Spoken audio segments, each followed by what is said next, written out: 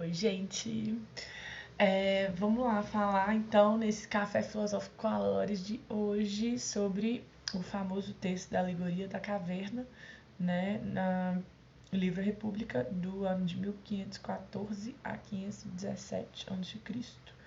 E eu gosto muito desse texto, para mim ele é um dos textos mais bonitos da filosofia, ele é um dos textos chaves, né, para quem vai fazer Enem, né, no ensino médio a gente estuda muito ele, cai em várias provas, não à toa, né, porque Sócrates realmente um filósofo à frente do tempo, né, não à toa que a gente estuda ele até hoje também.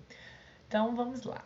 Eu vou ler e aí eu vou tecendo alguns comentários e a partir da minha leitura eu vou tentando deixar mais claro os conceitos, né? Mas eu acho importante ler o texto original porque, né? Acho importante, a gente tem que ler os originais. Sócrates. Então é uma conversa entre Sócrates e Glauco e Sócrates fala sobre a alegoria da caverna relacionada à sociedade, tá? Ele faz essa alegoria como se fosse a sociedade que a gente vive e separa e fala sobre o mundo sensível e inteligível, né?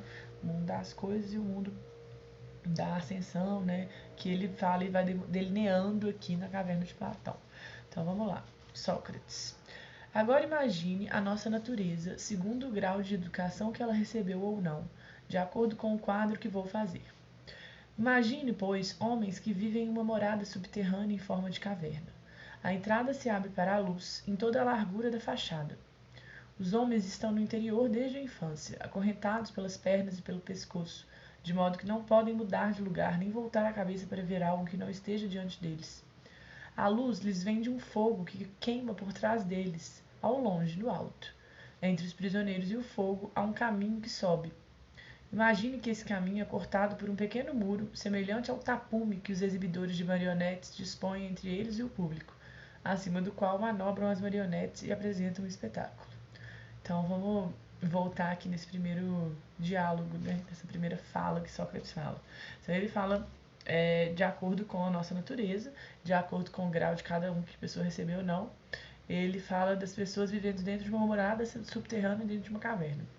Que a entrada se abre para a luz em toda a largura da fachada. Então na fachada tem uma entrada para a luz. Os homens estão lá dentro do interior da caverna desde a infância. Eles nunca viram a luz do sol, né? A luz da entrada. Eles nunca chegaram a ver essa entrada. Porque eles são acorrentados pelas pernas e pelo pescoço, de modo que não podem mudar de lugar nem voltar a cabeça para ver algo que não esteja diante deles. Então é como se eles estivessem dentro da caverna, a entrada estivesse atrás dele, como se a luz do sol viesse aqui, ó. E eles estão acorrentados olhando para cá, né? Olhando para a parede da caverna aqui. Aí ele continua. Os homens estão no interior desde a infância, acorrentados pelas pernas e pelo pescoço, de modo que não podem mudar de lugar nem voltar a cabeça para ver algo que não esteja diante deles. A luz lhes vem de um fogo que queima por trás deles. Então, a gente é como se tivesse uma caverna bem subterrânea, e aí tem a entrada para a luz é em cima, e aí subterraneamente você vê descendo, né? Você vê ainda uma fogueira atrás deles. A luz lhes vem de um fogo que queima por trás deles, ao longe, no alto. Entre os prisioneiros e o fogo há um caminho que sobe. Imagine que esse caminho é cortado por um pequeno muro, então tem a fogueira, né? É um caminho que sobe e ainda tem esse pequeno muro semelhante, ele fala, semelhante quando a gente vai, as marionetes, os exibidores de marionetes que dispõem entre eles e o público, aquele tapume quando você vê aquele teatrinho de marionete, acima do qual manobram as marionetes e apresentam o espetáculo. Presta atenção, isso aqui é importante. Então, tá. Aí Glauco fala, entendo. Sócrates continua. Então, ao longo desse pequeno muro, imagine homens que carregam todo tipo de objetos fabricados, ultrapassando a altura do muro, estátuas de homens, figuras de animais, de pedra, madeira ou qualquer outro material. Provavelmente, entre os carregadores que desfilam ao longo do muro, alguns falam, outros se calam. Olha que potente essa última frase. Provavelmente, entre os carregadores que desfilam ao longo do muro, alguns falam, outros se calam. Glauco responde: estranha descrição e estranhos prisioneiros. Sócrates continua: eles são semelhantes a nós. Primeiro, você pensa que, na situação deles, eles tenham visto algo mais do que as sombras de si mesmos e dos vizinhos que o fogo projeta na parede da caverna à sua frente?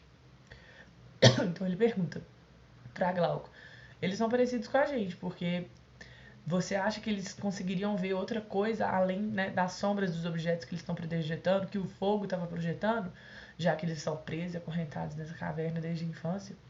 E Glauco responde: como isso seria possível se durante toda a vida eles estão condenados a ficar com a cabeça imóvel? Sócrates responde: não acontece o mesmo com os objetos que desfilam?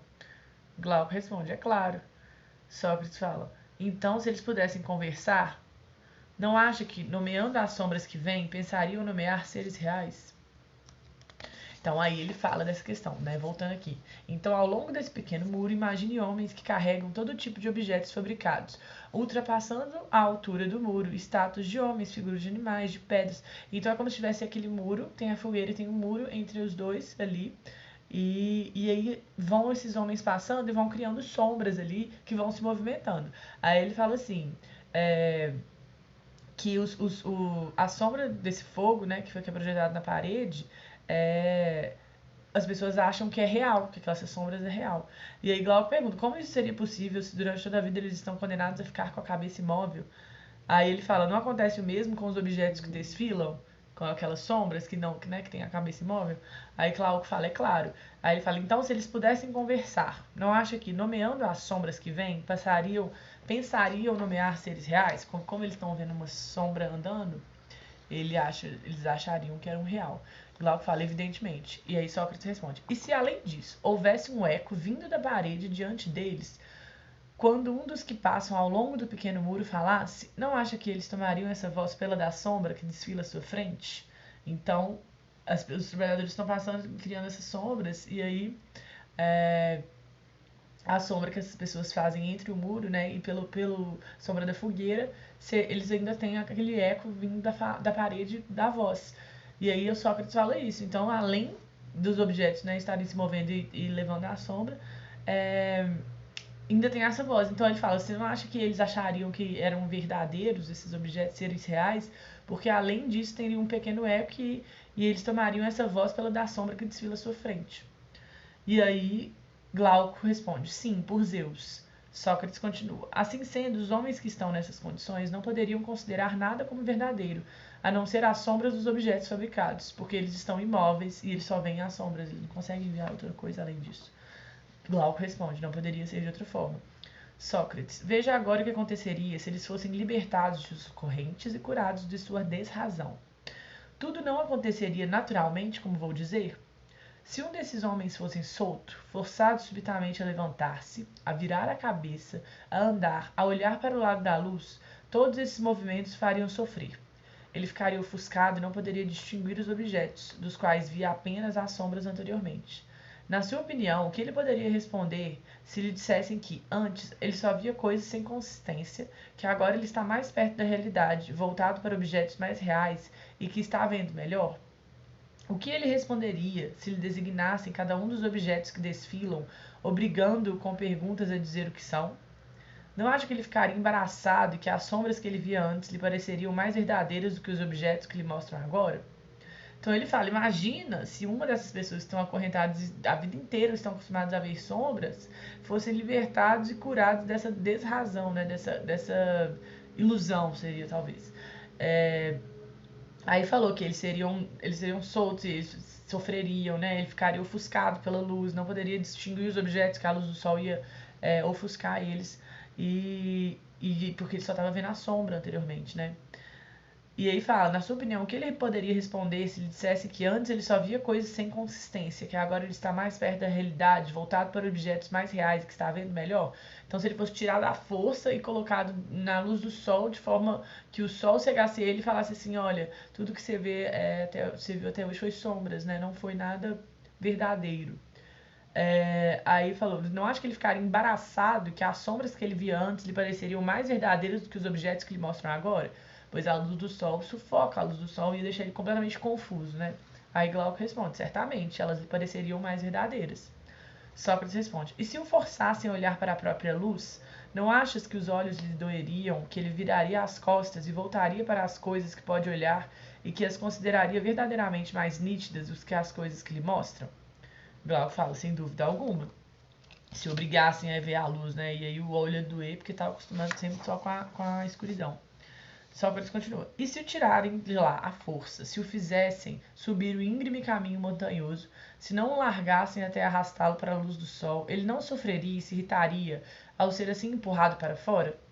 E chegando à luz, com os olhos ofuscados pelo brilho, não seria capaz de ver nenhum desses objetos que nós afirmamos agora serem verdadeiros. Aí Glauco continua. Ele não poderá vê-los, pelo menos nos primeiros momentos. E Sócrates responde. É preciso que ele se habitue para que possa ver as coisas do alto. Primeiro, ele distinguirá mais facilmente as sombras, depois as imagens dos homens e dos outros objetos refletidas na água, depois os próprios objetos. Em segundo lugar, durante a noite, ele poderá contemplar as constelações e o próprio céu, e voltar a olhar para a luz dos astros e da lua mais facilmente que durante o dia para o sol e para a luz do sol. Amo essa parte. Vamos ler de novo porque decidi.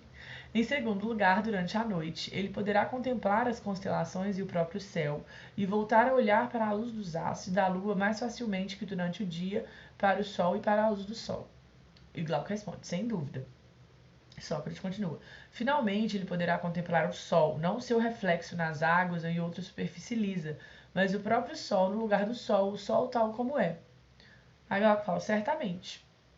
Então, o que Sócrates descreve? Que, né, basicamente aqui, ele fala para Glauco, se você tirar essa pessoa à força da caverna, ela vai ficar ofuscada com o brilho e vai querer voltar logo para a caverna, que é o que ela está acostumada a ver. Só que se você for aos poucos, né, ela primeiro vai distinguindo facilmente as sombras, depois imagens de homens e outros objetos que estão refletidas na água, e depois os próprios objetos. Aí à noite ela começa a olhar para as estrelas, para só depois, então ela olha primeiro para a luz do sol e depois, finalmente, ela consegue não olhar para o próprio sol, não só o seu reflexo próprio na água, mas o sol tal como é. E aí Glauco fala, certamente.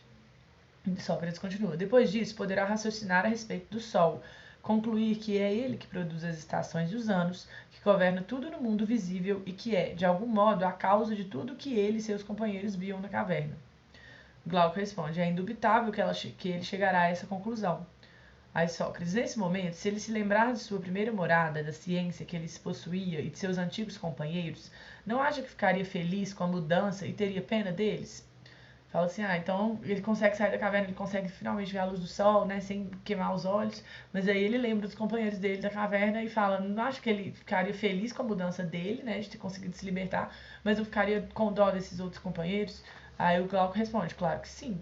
Aí Sócrates fala, quanto às honras e louvores que eles lhe se atribuíam mutualmente outrora, quanto às recompensas concedidas àquele que fosse dotado de uma visão mais aguda para discernir a passagem das sombras na parede e de uma memória mais fiel para se lembrar com exatidão daquelas que precedem certas outras ou que lhe sucedem, as que vêm juntas, e que por isso mesmo era o mais hábil para conjecturar a que viria depois, acha que o nosso homem teria inveja dele, que as honras e a confiança assim adquiridas entre os companheiros lhe dariam inveja? Ele não pensaria antes, como o herói de Homero, que mais vale viver como escravo de um lavrador e suportar qualquer provação do que voltar à visão ilusória da caverna e viver como se vive lá? Glauco responde, concordo com você. Ele aceitaria qualquer provação para não viver como se vive lá. Aí Sócrates responde, reflita ainda nisto. Suponha que esse homem volte à caverna e retome o seu antigo lugar. Desta vez, não seria pelas trevas que ele teria os olhos ofuscados ao vir diretamente do sol? Glauco fala naturalmente. Então, se antes quando ele morava na caverna desde pequeno, ele era ofuscado pela luz do sol, ele fala, se esse homem volta à caverna, ele não seria, ao invés de ofuscado pela luz do sol, ofuscado pela luz das trevas, que aí a visão ia ter que voltar a acostumar a enxergar, né, só na sombra. Aí Glauco fala, naturalmente. Sócrates, e se ele tivesse que emitir de novo um juízo sobre as sombras e entrar em competição com os prisioneiros que continuaram acorrentados? Enquanto sua vista ainda está confusa, seus olhos ainda não se recompuseram, enquanto lhe deram um tempo curto demais para acostumar-se com a escuridão, ele não ficaria ridículo? Os prisioneiros não diriam que, depois de ter ido até o alto, voltou com a vista perdida, que não vale mesmo a pena subir até lá? E se alguém tentasse retirar os seus laços, fazê-lo subir, você acredita que, se pudessem agarrá-lo e executá-lo, não o matariam? Glauco, sem dúvida alguma, eles o matariam. Sócrates, e agora, meu caro Glauco, é preciso aplicar exatamente essa alegoria ao que dissemos anteriormente. Devemos assimilar o mundo que apreendemos pela vista aistada na prisão, à luz do fogo que ilumina a caverna à ação do sol. Quanto à subida e à contemplação do que há no alto, considere que se trata da ascensão da alma até o lugar inteligível. Inteligível, então, é quando você consegue finalmente ver a luz do sol. E não te enganarás sobre minha esperança, já que desejas conhecê-la. Deus sabe se há alguma possibilidade que ela seja fundada sobre a verdade. Em todo caso, eis o que me aparece tal como me aparece. Nos últimos limites do mundo inteligível aparece-me a ideia do bem, que se percebe com dificuldade, mas que não se pode ver sem concluir que ela é a causa de tudo que há de reto e belo. No mundo visível, ela gera a luz e o Senhor dá luz. No mundo inteligível, ela própria é a soberana que dispensa a verdade e a inteligência. Acrescento que é preciso vê-la se quer comportar-se com sabedoria, seja na vida privada, seja na vida pública. Glauco responde: tanto quanto sou capaz de compreender-te, concordo contigo.